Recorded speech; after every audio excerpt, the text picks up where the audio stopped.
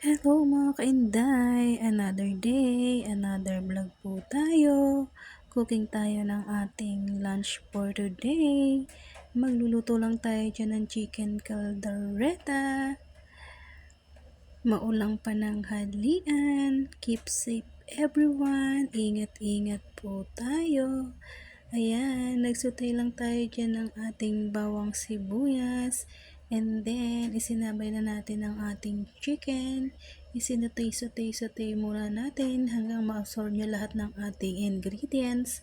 And then, after nun, nilagyan ko na siya ng tomato paste at ng water. Sutay pa rin tayo dyan mga kainday.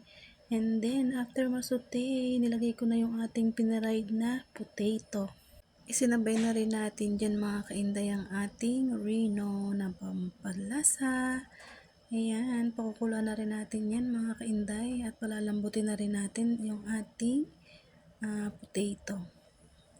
And then, nilagyan ko na siya dyan ulit ng tomato sauce at ng soy sauce. Ayan, pakukula natin ng konti at syempre, titingnan natin kung okay na ang lasa.